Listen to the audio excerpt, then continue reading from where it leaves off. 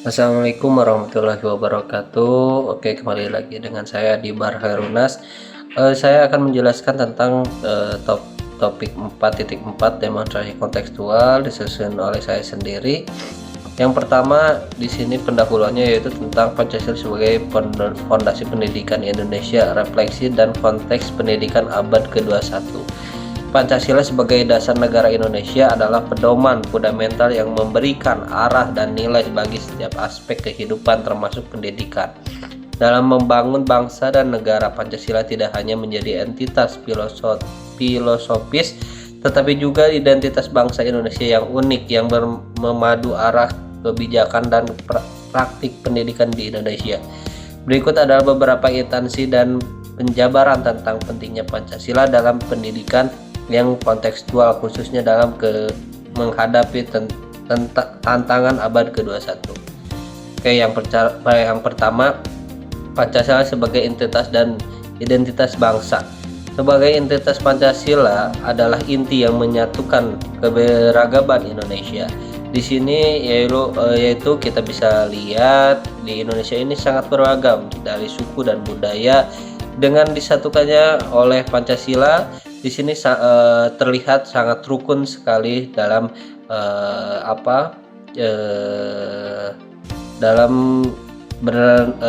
bermasyarakat dan bernegara di Indonesia ini. 5 sila mencerminkan nilai-nilai universal seperti keimanan, kemanusiaan, persatuan, demonstrasi, dan keadilan sosial yang berakar pada budaya lokal Indonesia. Dalam konteks pendidikan, Pancasila membentuk karakter bangsa dengan mengintegrasikan nilai-nilai tersebut ke dalam kurikulum sehingga setiap peserta didik dapat memahami jati diri mereka sebagai bagian dari bangsa yang plural namun tetap bersatu. Yang keduanya yaitu tentang Pancasila sebagai arah pendidikan. Dalam membangun bangsa, pendidikan Indonesia yang berlandasan Pancasila bertujuan untuk mencetak generasi yang beriman, berbudaya, dan memiliki kepribadian yang unggul. Nilai-nilai Pancasila memberikan arah dalam mengembangkan sistem pendidikan yang tidak hanya berfokus pada aspek akademik, tetapi juga pada membentuk karakter, keadilan, dan keseimbangan antara aspek kognitif, afektif, dan psikomotorik. Jadi di sini kita bisa lihat Pancasila tidak hanya memikirkan tentang akademiknya, namun di sini moral dan etikanya sangat diperhatikan. Contoh kontekstual yang pertama yaitu sila pertama, pendidikan yang berbasis nilai keimanan seperti mengintegrasikan pendidikan agama dengan pemahaman lintas agama untuk menciptakan toleransi. Sila kedua, mengembangkan kurikulum yang menghormati hak asasi manusia dan menghargai keberagaman. Sila ketiga, memupuk rasa nasionalisme melalui pendidikan kewarganegaraan.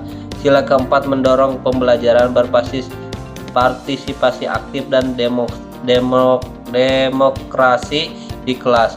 Sila kelima, menyediakan akses pendidikan yang inklusif dan keadilan sosial.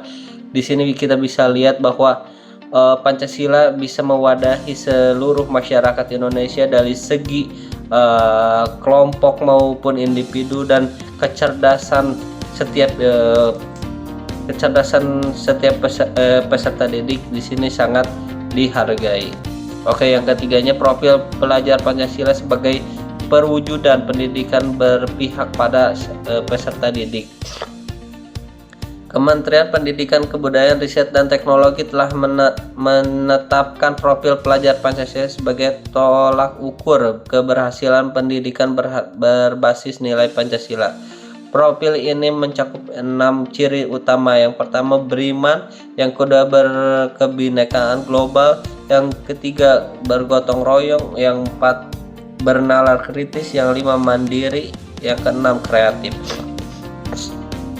Dalam konteks pendidikan abad ke-21 yang berpihak pada peserta didik, pembelajaran perlu diarahkan pada pendekatan berbasis project based learning, personalisasi pembelajaran, dan penguatan kecakapan hidup abad ke-21. 4C, critical thinking, creativity, communication, collaboration.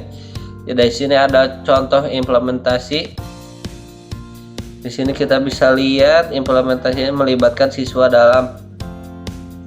dalam prospek sosial yang mendukung pengembangan gotong royong, mengintegrasikan teknologi digital untuk mendorong kreativitas dan kemandirian, menciptakan ruang diskusi yang memungkinkan siswa berpikir kritis tentang isu-isu global dan lokal.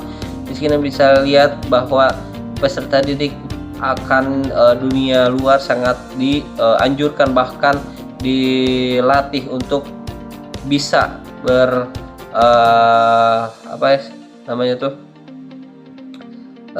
berkontribusi bagi masyarakat global. Yang selanjutnya, yang keempat, pendidikan berpihak pada peserta didik. Pendidikan yang berpihak pada peserta didik menempatkan mereka sebagai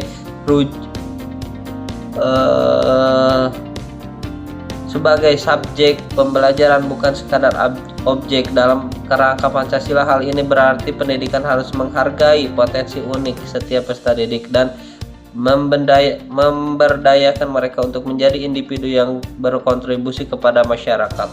Prinsip pendidikan berpihak pada peserta didik: yang pertama, inklusivitas, menghargai keberagaman latar belakang sosial, budaya, dan kemampuan peserta didik. Yang kedua, personalized learning, memberikan ruang bagi setiap siswa untuk belajar sesuai dengan kemampuan dan minat mereka. Yang ketiga, pembelajaran bermakna, menekankan pembelajaran kontekstual yang relevan dengan kehidupan sehari-hari.